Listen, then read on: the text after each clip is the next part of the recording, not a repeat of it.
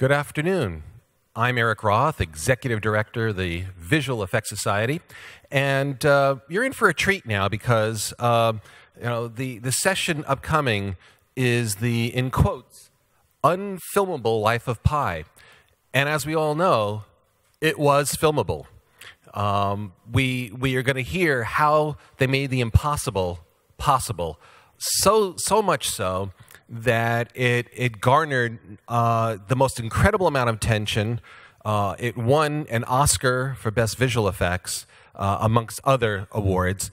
And it also became the kind of thing that everyone in the industry noticed. And it's a kind of issue that the kind of work, the kind of people who did the work, and today's economics have all been brought to bear because this is the center of the entertainment universe. So what you're going to hear now is from the perspective of Chris Kenny, who is the compositing supervisor over at Rhythm and Hues, and he's going to give you a tour of R&H's visual effects pipeline on how they did the work for Life of Pi. And I'm presuming with a full house here, everyone has seen this movie. If you have not, you have to go see it. It's a wonderful story, and it's very beautifully told. So everybody, give a warm welcome to Chris Kenny. Thank you, Eric.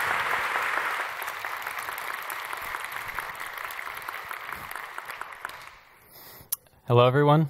Thank you for coming, and welcome to the Unfilmable Life of Pi. Here's a brief overview of what I'm going to get into before I get started. I'll talk for about 45 minutes. I'm told that if I go a second over, I'll be played off with the Jaws theme. So I'll be talking about who I am, who Rhythm and Hues is, the challenges we faced on this movie, a little bit about the pre-production, and then our three main bodies of work: the ocean, the island, Richard Parker, and I'll end with some fun facts and hopefully answer some questions. So I was a sequence supervisor on Life of Pi at Rhythm and Hues. I've been at R&H for about 6 years, a supervisor for about half of that, the orphanage before that, and a small boutique in Berkeley before that. So sequence supervisor is a title kind of unique to Rhythm and Hues. It'd be called CG supervisor elsewhere probably. It involves direct supervision of lighters and compositors for a sequence of shots. I supervised 9 key sequences that comprise about 120 shots.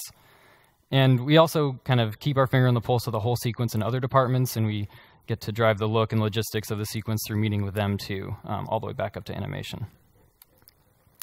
Rhythm and Hues has been around since 1987.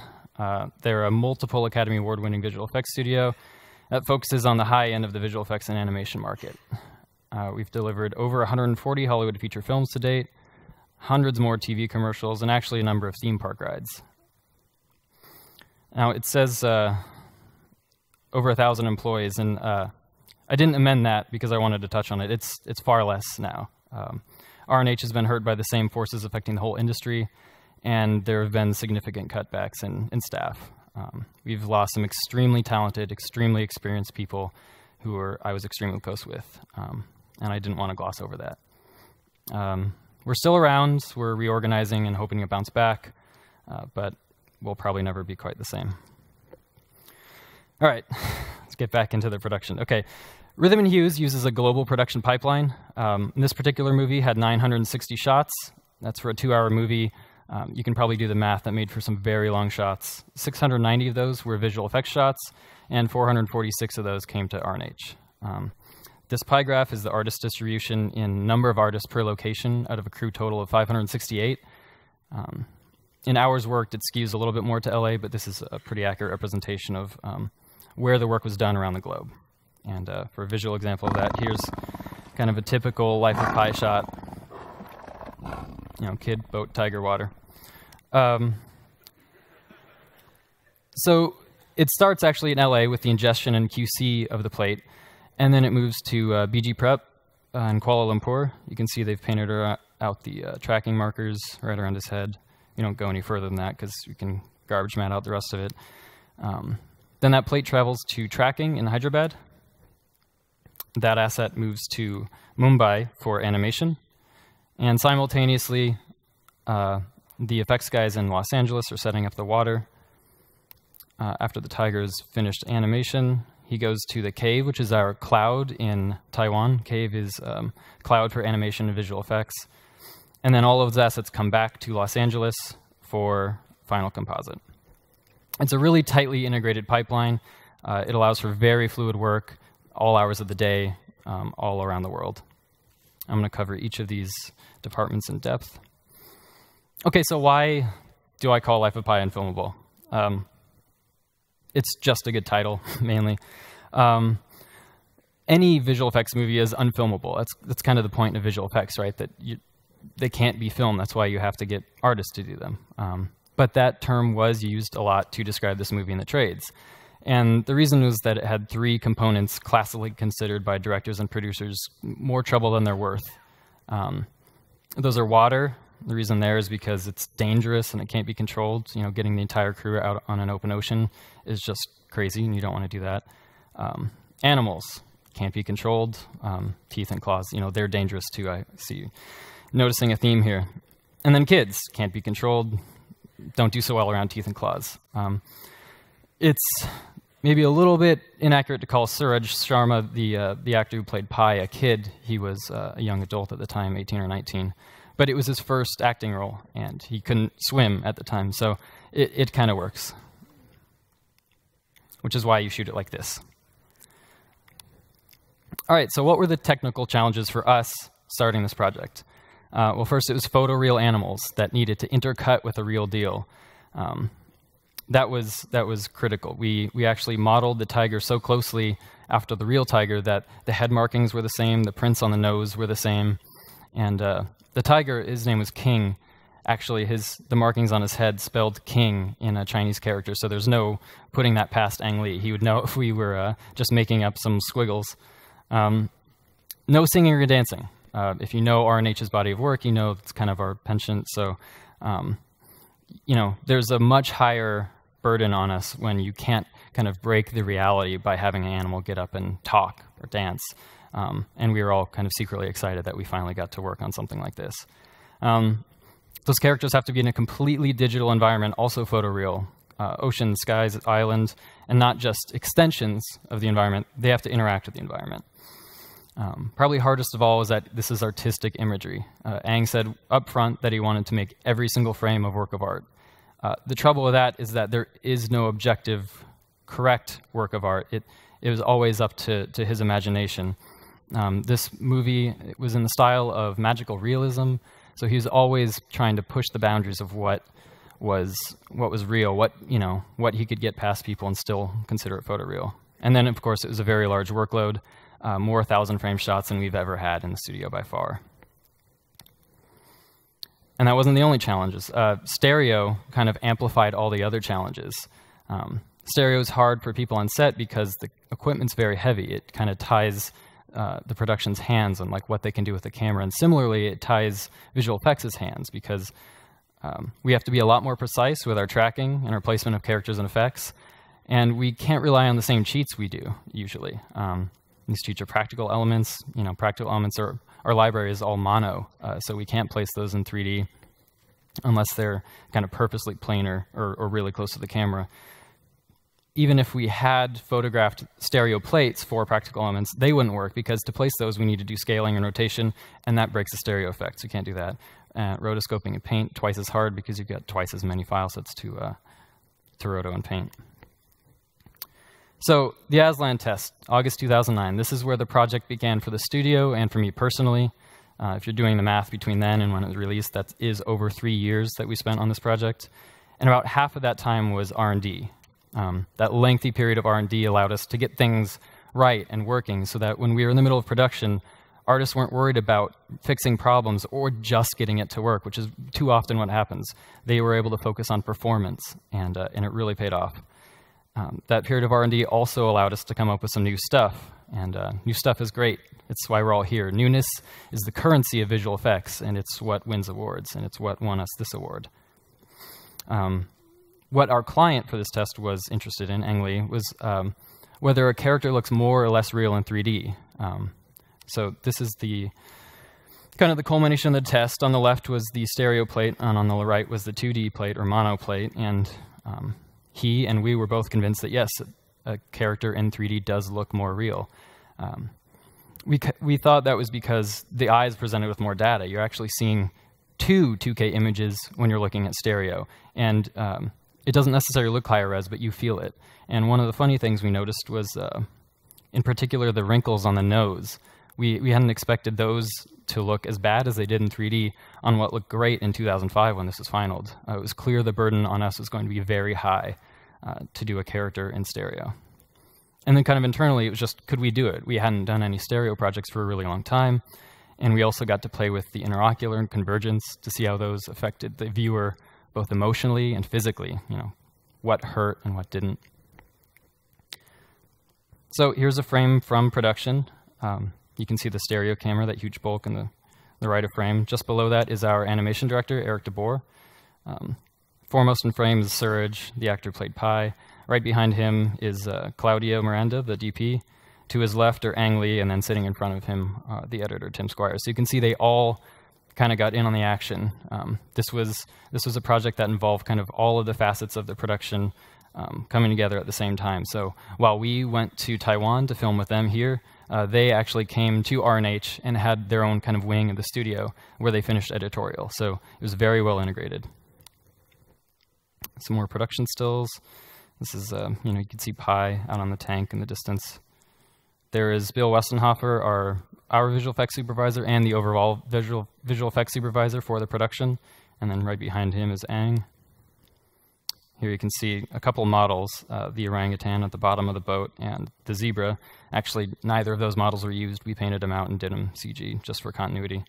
And then again, you can see that huge bulk of a stereo camera and the mirror in it, which bounces light off to send it to one camera and through to send to the other camera.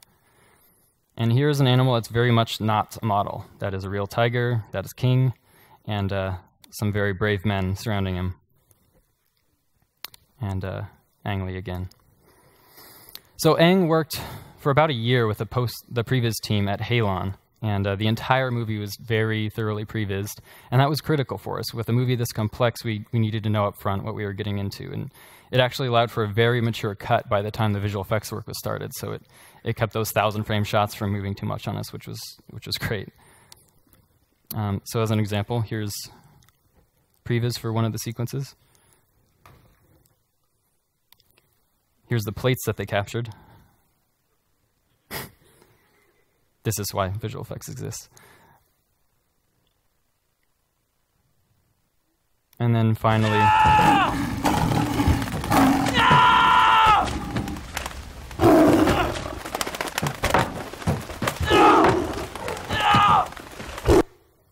so you can see how well that matched the previs. That was great for us.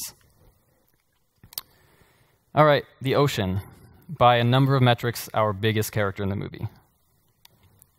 Ang was just dead set on getting it accurate and doing research. You can see his dedication to that research here. He actually brought in experts on water and on some of the historic sets in the movie. Steve Callahan, author of Adrift, 76 Days Lost at Sea, was one of the experts brought in, and he was there to give us feedback on what looks real as far as oceans, how waves behave, what it feels like to be lost at sea, and even how you'd expect the lifeboat to have been damaged over the course of the journey. So the challenges of the ocean. Ang wanted the ocean treated like a character, held to the same standards. He wanted the character to echo the mood of the scene, and he would give us very emotional language feedback. So he'd say he wanted a wave to be more lonely or more threatening, and it was up to us to kind of figure out what that meant. So that was definitely a huge challenge. All the plate elements were shot on a tanker gimbal, and we'd have to extend the water out into the horizon. The wave size was limited too. We were going to have to take that over and fix that in visual effects. We needed to have directionality on top of that. It was in stereo. So here is an old airstrip in Taiwan. This is where they built the tank. You can see them breaking ground here. There's some rebar for the caissons. They built up walls out of shipping containers, and this served to both block the wind, put up a huge blue screen on them, and actually gave them space for a video village and other production departments. So the wave generator and the whole tank was built by Aquatic Development Group. They were theme park designers. These are 12 pumps in their own caissons, and they're all capable of pushing and pulling independently to create a variety of ocean surfaces and textures. Some more of the walls. And finally, the tank is complete, painted blue, filled with water, and you can see the rest of the blue screen going up to the right. So this was the first test of the wave machine. It looks great here. But what was happening was the waves were leaving the caissons, bouncing off the edge, off the back of the tank, and sloshing around. It looked just like a bathtub. This did not look like the ocean. We all know what the ocean looks like, and this wasn't it. So this was extremely concerning at first. The solution were dozens of concrete tetrapods. They were painted blue and dropped in the end of the tank away from the pumps. Painted blue so they would be fit for keying. I hope compositors in the audience are groaning because these were not easy to key. But they killed about 90% of the wave energy and were able to get directional waves just like the open ocean has. So you can see them starting from screen right and moving through as swells. And this was great. And here's what the final shot looked like. You can see the waves in the foreground are practical. They blend seamlessly with digital waves and roll on out to the horizon.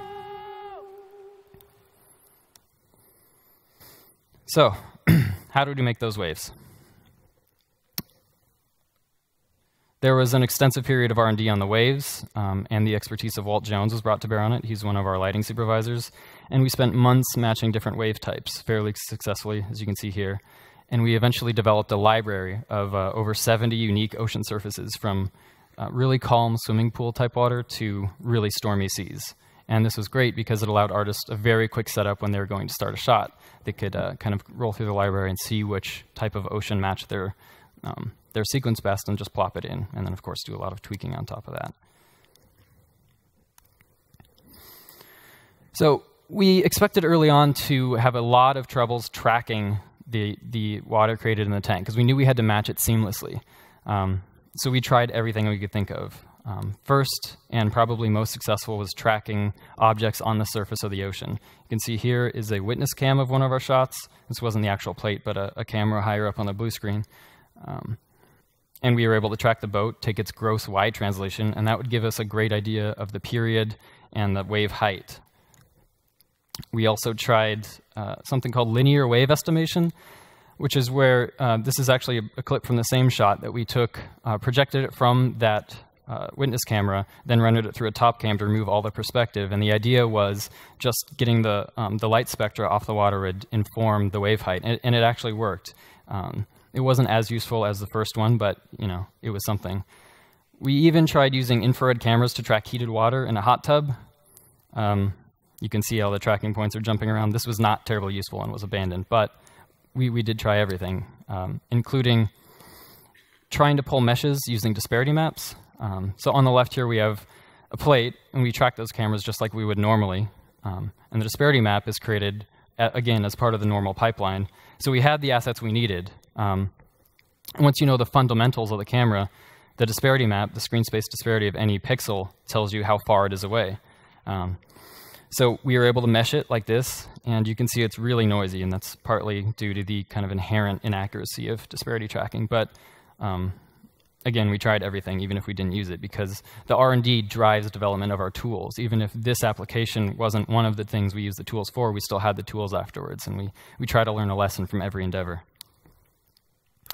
So this is a wedge of the wave tool. A wave tool was a package for Houdini, built mostly in 2006 for use on Superman Returns, but it was built on much earlier work by Jerry Tessendorf, who first wrote his paper in 1999 about using FFTs to create random ocean surfaces.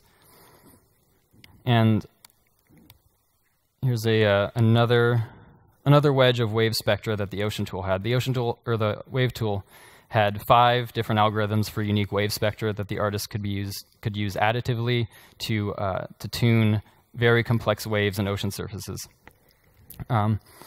They would use these wedges to get an idea, to get a gut feel for how the parameters work, especially at the extremes. And notice that in the foreground, the water looks pretty natural and pretty random. But then off towards the distance, you see these patterns start to emerge. So what do we do about that? We use a tool called the blotcher. The blotcher is a way to break up the patterns and give the waves a more natural feel. And we do this by projecting from a top-down camera a group of organic procedural shapes that are baked into the ocean surface as point attributes. And then those point attributes act as multipliers on all the parameters in the wave tool, which you see at right, the Houdini interface. And that would add this really broad, really natural variance to the ocean surfaces. Something else to take note of is the pizza shape of the water surface here. We culled all the water surface outside of the camera frustum just as an efficiency cheat, and that actually saved us a lot of render time. So once we create the surface, how do we render it? We used a custom-built energy-conserving shader, mostly built by Sho Hasegawa. We focused on some key physical attributes: Fresnel blending, spectral absorption, meaning that we wanted the water to absorb some frequencies of light more than others, and we also wanted the water to have backscatter. So when the waves got cuspy enough or peaked enough, we'd see light come through the backside, hit plankton and other floating debris, and then light up the waves. Again, this was tons and months of R&D, but once it was dialed in, it was locked down, and the artists weren't allowed to make cheats and changes to them because we wanted them to be bound to making real-world changes. So if they wanted it brighter, they needed to add a light or change the world they were using. We didn't want them breaking the kind of what we considered the physically accurate qualities of this water, mostly for consistency, until we got to comp, and then anything was allowed. So some more wedges. Again, this was a way to get a feel for what the tool is doing more real time. And here's what the water shader would spit out. This is a subsurface scattering. It's almost invisible. All you really see are JPEG artifacts here. Next, we have a refraction of the churn, and that's from aerated water that usually goes along with bits of foam. This is the main component of the water, a reflection of the world. This is the foam that created that subsurface churn. These white caps, which are generated procedurally whenever the waves get cuspy enough, and then mist that comes off of the white caps. And then they all come together for a shot like this. So sometimes these layers were used with little to no adjustment, kind of straight out of the render, and other times they were massively changed by compositors. The concern with physical accuracy was great for the lighters, but Ang Lee doesn't care what the shader thinks the subsurface should look like. If he wants the water to be brighter and bluer, that's something we're going to have to do. So we knew early on that the skies would be of critical importance, both for their own sake, as part of the visual language of the movie, but also because they'd be the primary lighting source on the water. So we went out and shot our own batch of 360-degree HDRIs. We used a 16mm lens, shot 8 positions, multiple exposures for a total of 6 stops of latitude, and a final output resolution of 16,000 pixels wide. It needed to be that big because some shots with a long lens would only see a portion of that image, and we needed to maintain the detail. And then most of those skies, after they were captured, needed some touching up. The Arri Alexa, which was the camera used for the production, has an amazing range, much more than film. These digital cameras nowadays are just incredible. The max linear value was 57. This is when we're used to dealing with like 13 in previous years. It was very hard to linearize, but once we got it, it was beautiful. And we would check the shots 8 stops down in the screening room just to make sure we weren't clipping any of that data. So this is what we ended up with. This is a grid of every sky used on Life of Pi. It's a 20 by 19 grid, so a total of 380 HDRIs, but hundreds more were shot and then thrown out because they weren't good enough. They were shot all over the world. Some of them were on set in Taiwan. Some of them were by a sky team that we sent out to Florida, whose job was to sit on the beach and shoot pretty skies. Others were artists on vacation. So somebody went to Hawaii, we'd give them the camera rig, they'd go shoot some pretty skies, or they'd go back home to Oklahoma, which one of them did, and we'd give them the camera rig and he'd shoot some dramatic big skies. And we even shot some on the roof of our building in El Segundo. So here's how we'd kind of test out the skies to see how they work reflected on the water. I think this is a really cool way to wedge a sky. This was helpful to figure out what the whole picture would look like, because we're not ever just looking at the sky. We're looking for how it interacts with the water. So we'd go through our sky library like this to help find just the right sky and just the right rotation of the world for a particular sequence. So for one shot, we'd pick an HDRI like this. It's kind of bumpy on the edges from the removal of the lens distortion. And then we'd pick just the right point in the sky that we wanted to use for a shot like this. And then on top of that, it'd be painted on and rotated a little bit more, so it was just perfect. And that was some work led by our co-VFX soup, David Lauer. He would talk to Ang, get a sense of what he wanted, comb through all of the skies, and then pick just the right one. So in a shot like this, even though the camera is so frenetic, we still were adding motion to the clouds. We found even in a shot like this, it was helpful to have motion in the clouds, but we couldn't deal with that 16K image. So we do something like this. What you see in the bright box is the camera frustum throughout the shot. And you see it just comes towards the edges of this patch. So what we were able to do was cull out anything outside this patch, bake that out with an appropriate piece of geometry that the compositors could map it onto, and then that would allow them to work much more interactively to break out individual clouds, warp them, move them. Also, for the painters, Rich Mann, Heather Abels, they were able to work with this much easier than if they were trying to load in the 16K matte painting.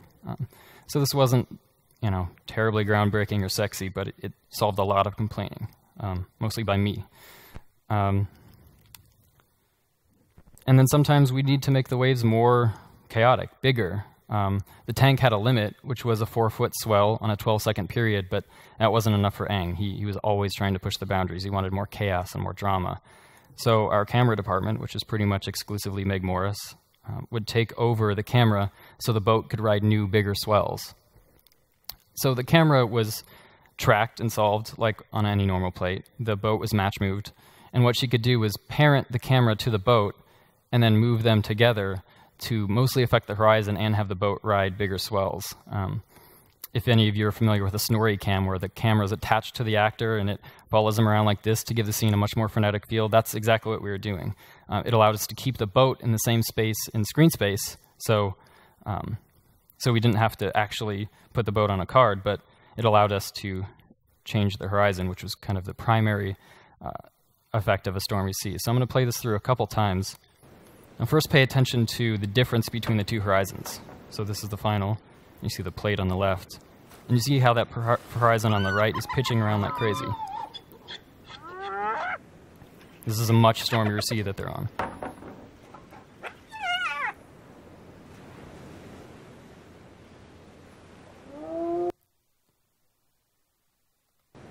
So now watch the two cameras in the corners of the screen. One of them is the track, and it's fairly tame. And then the other is Meg's camera work. And you see that camera moving up and down the side of the boat because it's parent to the boat. So the boat stays mostly the same place, but it moves around like crazy on the water. I can't really stress how important enough this is to the look of Life of Pi. This was really an amazing accomplishment on Meg's behalf.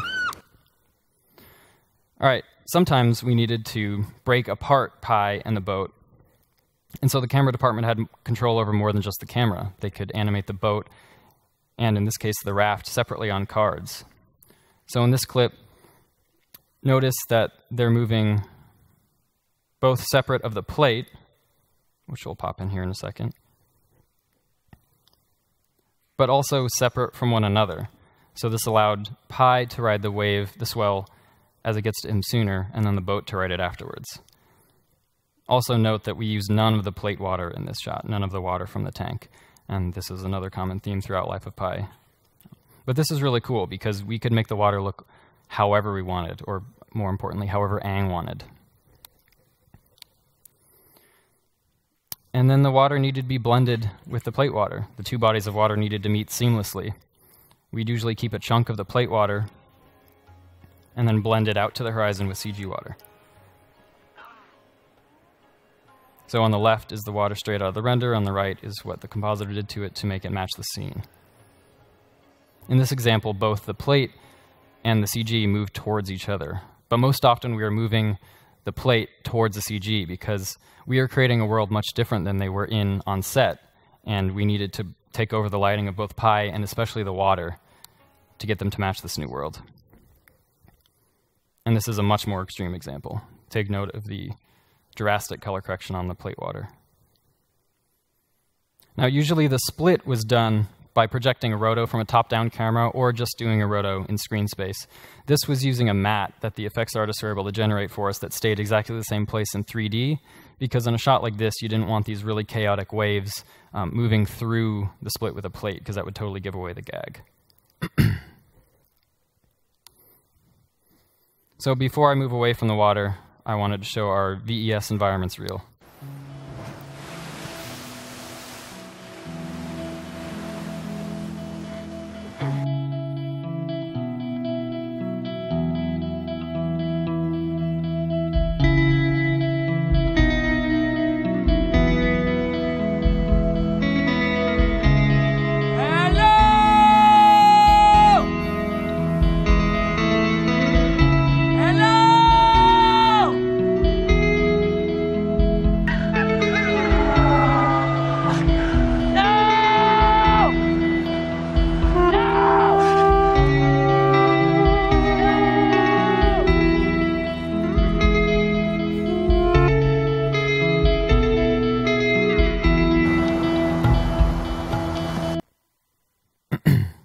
And I don't want to neglect the simulations. So this is a reel we submitted to the VES for a simulations award.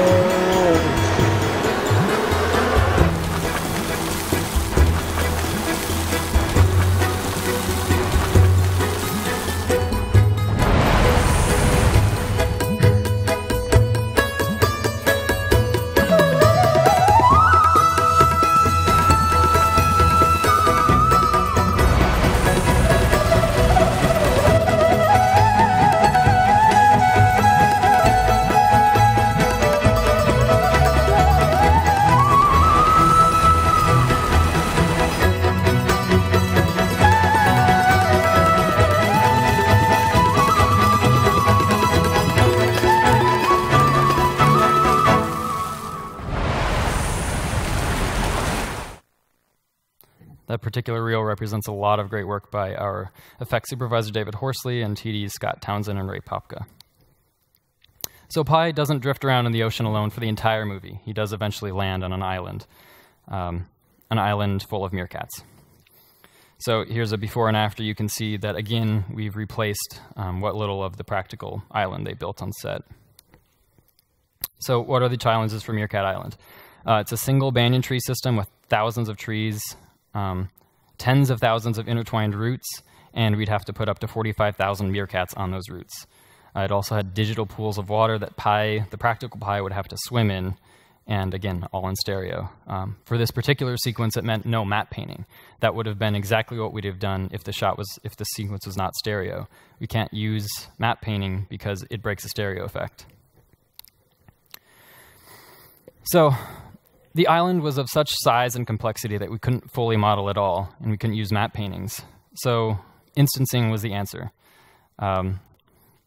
We'd create a series of props like this, And we'd give them distinguishing marks, but not enough.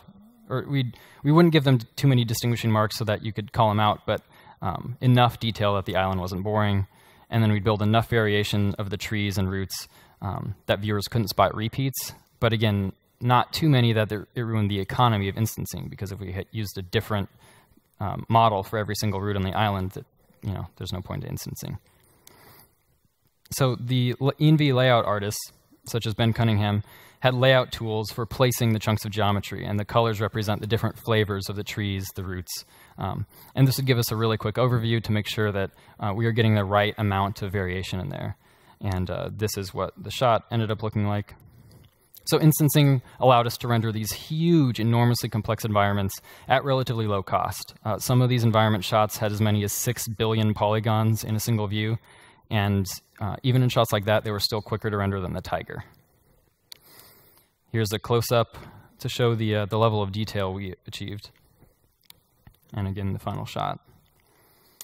This was actually rendered with full ray tracing, no caching or scanline rendering, in our proprietary renderer Ren, which was a first for us for Major Element. And so this is the terrain that would have thousands of little furry characters running all over it, and it was in stereo, so you would see a foot mismatch if it existed. So this was an extremely difficult problem to solve for our crowds people. Now they used Massive. Massive gives each individual character its own AI brain. That allowed it to see other characters, or they're called agents in the Massive software, see each other and see the surroundings and respond to them appropriately. In this case, we needed the meerkats to respond to Pi, and the tiger, and each other, and Scurry. They used a library of 180 keyframed animations that switched from bipedal to quadrupedal and back again. And again, there were up to 45,000 of these things in a single shot. They're also fish. This was a test of fish in the boat. One particular shot has as many as 600 fish in the boat, and elsewhere in the flying fish sequence, there were 10,000 fish outside the boat. And so I want to play for you this breakdown of one of the more complex Mirka Island shots. And kind of the point I want to achieve with this breakdown is show you, one, how little of Pi we used, but also how many meerkats there were, how richly detailed this environment was, and to hopefully give you an impression that how much of this movie was created at Rhythm and Hues.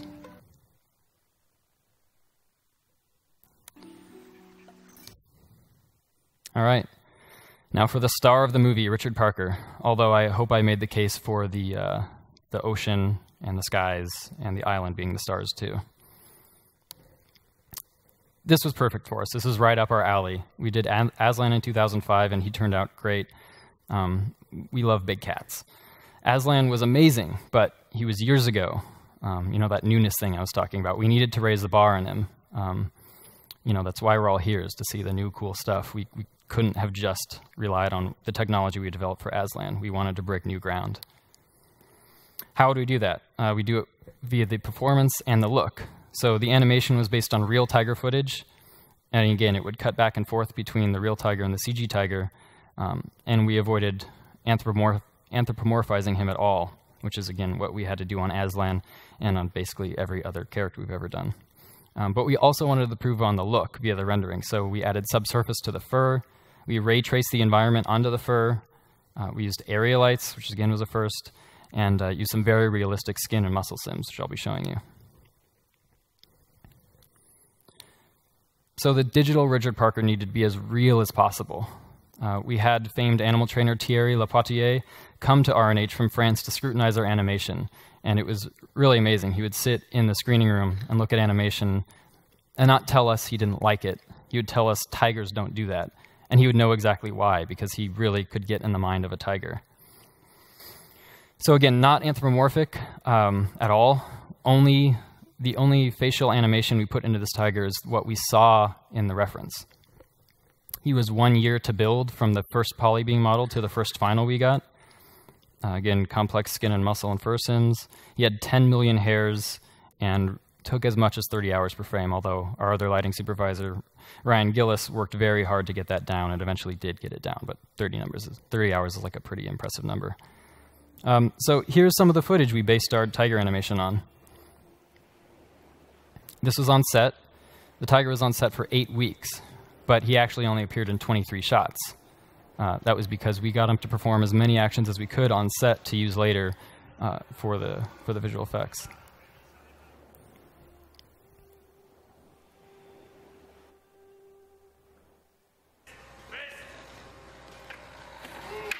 Again, very bold, very brave man.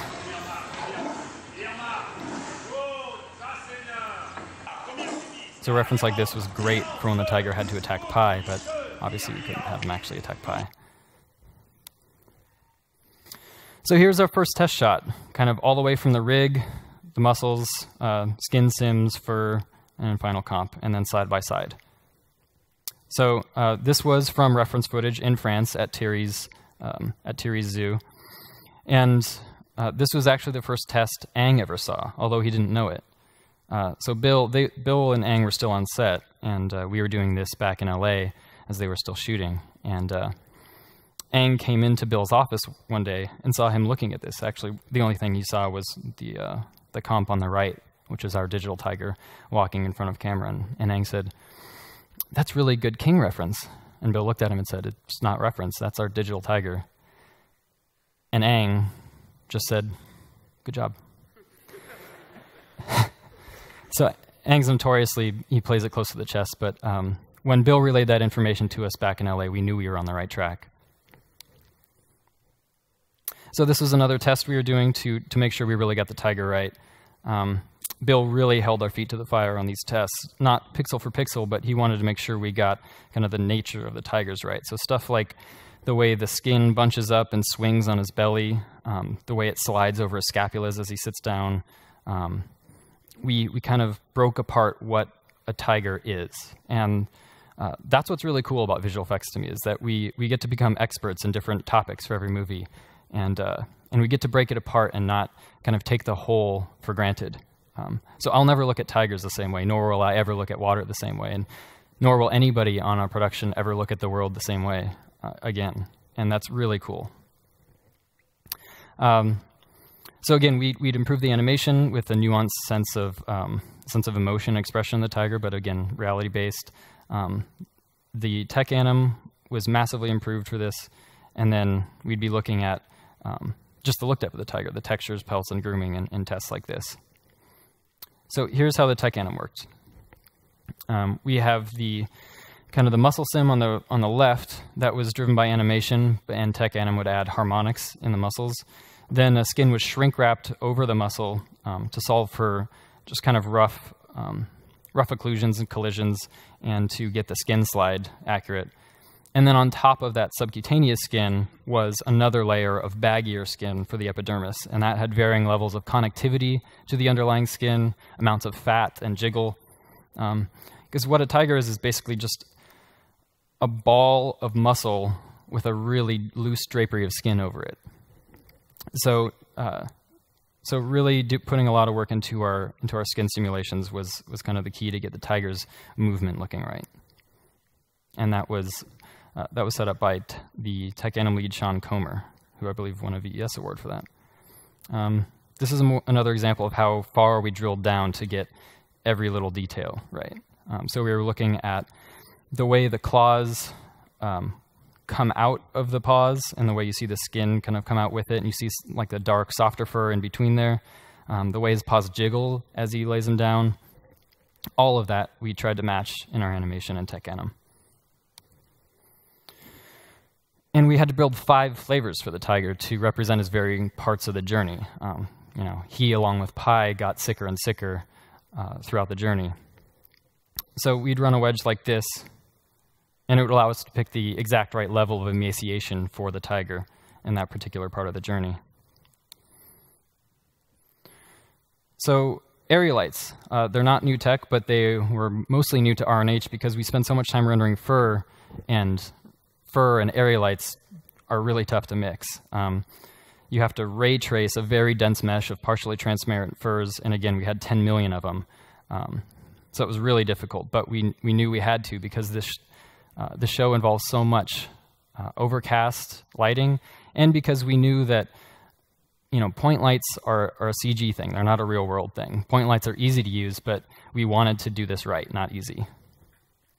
So we had a number of improvements by our programmer Ivan Newlander and again lighting supervisor Ryan Gillis to reduce the ray count using a cache of preset points along the hair so that we could shoot fewer rays but still resolve the same level of detail.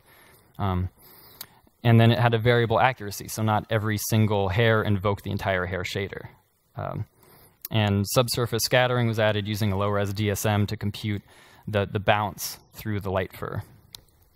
Here you can see the layers typically output by the render. So you see on the left that fur subsurface, and you see how it gets up into that white fur and makes it kind of glow when it gets hit by the light. Compare that to the environment diffuse just to the right of that, and you see that hair looks clumpy. It doesn't look real, but adding them together makes it feel light and soft. And then we have the specular passes further to the right, which are kind of typical lighting stuff. The tiger also had to go swimming. Of course, you couldn't have a digital tiger in digital water and not combine them. So we used this very complex flowchart. The point of it is not really that you guys understand it, but just to impress upon you how gnarly it was. It was the brainchild of our digital effects supervisor, Jason Baver, who tried to solve this very complex chicken and egg problem where the tiger affects the water affects the tiger, and they can't be rendered together because we were rendering the tiger with our proprietary renderer, Ren, and the water with Houdini's Mantra. So it was a big corkscrew of a pipeline. Each step was dependent on one another, and you had to do it all again if there was an anim or sim change. But we got it to work. So here you see the different passes. The velocity field is what the way the tiger was affecting that sim. Then we would bake into the tiger's skin a surface point attribute, and this would tell us basically what type of look dev to use, whether he is above or below the water, because below the water you don't want bright reflections, but you do want the skin to really matte down close to him. So this would allow us to have the water sheet off of him. Then the guide simulation for the fur, and then the final fur simulation, which is an OpenGL render, and the final shot.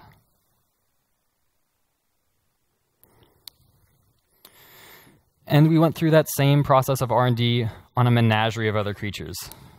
Meerkats, orangutans, zebras, and hyenas. Each of them got the same tiger treatment, where we spent months trying to get them exactly right. All right, some fun facts to conclude here.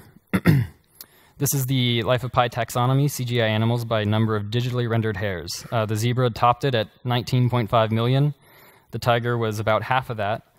The hyena, half of the zebra again, and on down to the orangutan, who had a really stringy fur. It wasn't very dense.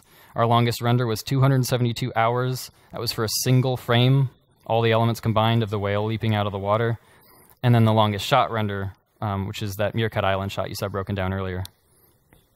Total compute time in years. This was normalized on an Athlon 2000 processor. You can see these numbers add up very quickly. Again, 960 total shots in the movie and 690 VFX.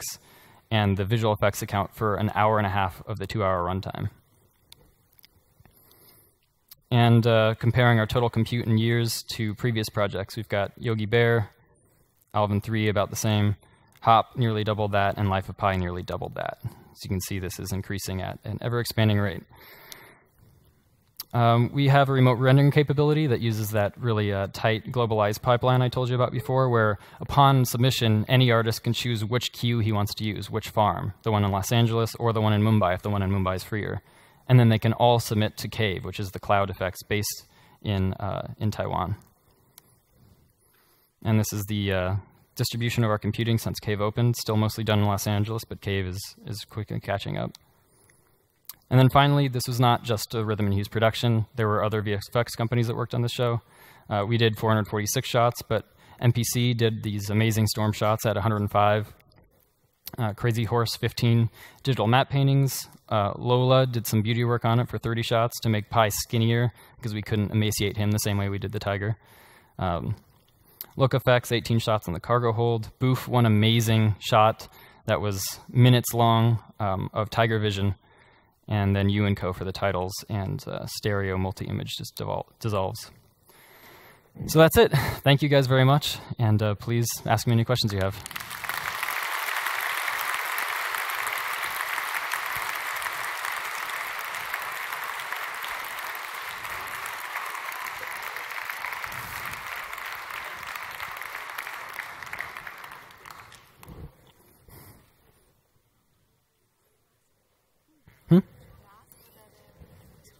Oh yeah, any questions? Just waiting for hands. Hi. Hi. Thank you for this great presentation. My name is Tim. I'm stereographer. I have a question about the quarter wave retarder. Do you know if they used any quarter wave retarder on this Yes, set? they did. They did. Because, I mean, because of the water and the reflection and all this stuff. Thank you.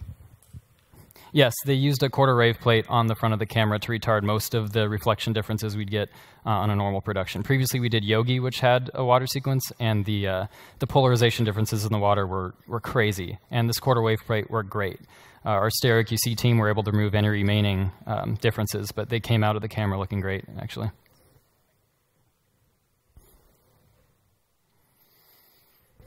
Any others?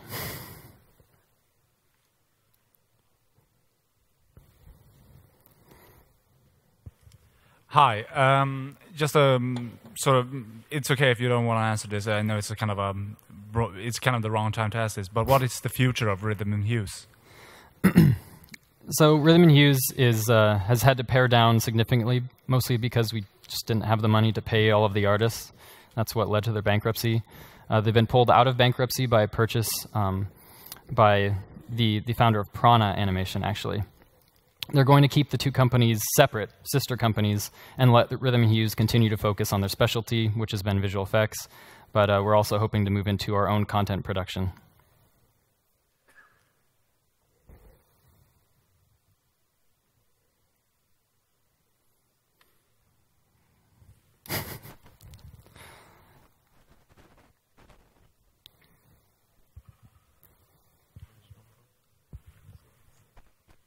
Hi.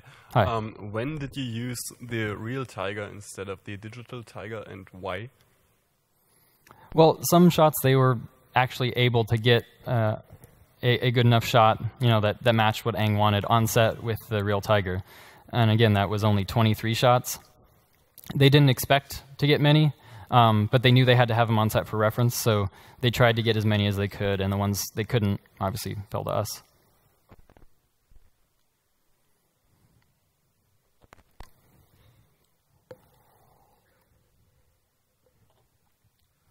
Do you sometimes have to design a scene which is not realistic because sometimes people could think what something would look realistic would not actually be realistic?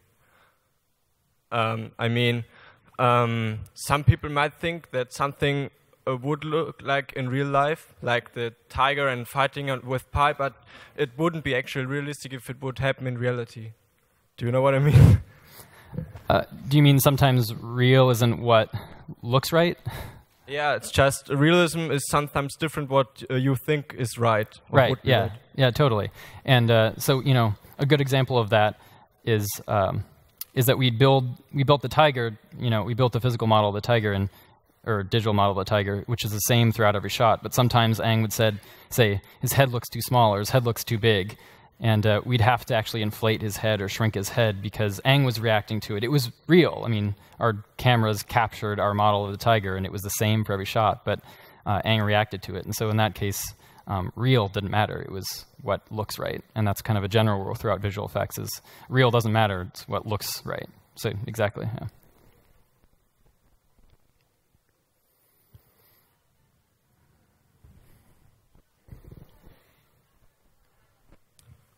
For the stereo part, did you use any sheets, like reprojecting the tiger onto geometry in order to save render times? Say that again? Did you cheated the stereo by reprojecting the tiger in order to save time? Yes, yeah, we did. We never final shots like that, but we started every shot by doing fake stereo. Again, when you know what the cameras are and you know the z-depth of the object, you can fake any eye you want at a lower quality. So we would do that for 90% of the production. We'd only be rendering one eye, and we'd get the other eye basically for free. And then when we wanted to final the shot, we'd go to true stereo and render true stereo. On a production like Yogi Bear, where he was mostly egg-shaped, we could actually get away with finaling shots with fake stereo, but when the tiger was mostly facing us lengthwise like that, rendering true stereo really did give you a lot better hair detail kind of along his side as you look down him.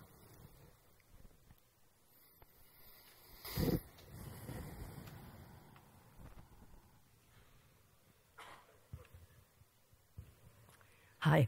Thank you very much for your conference. And I would like to ask you, what do you think about the comment that Ang Lee made during the Oscars about that he wished that the FX were cheaper, and maybe if that could have hurt the industry?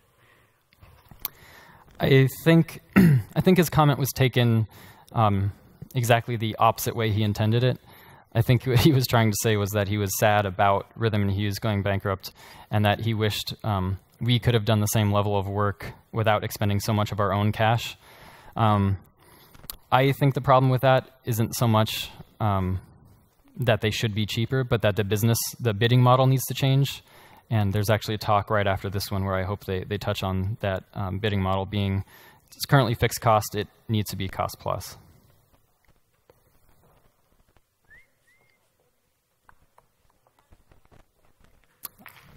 All right, that looks like it. Thank you very much.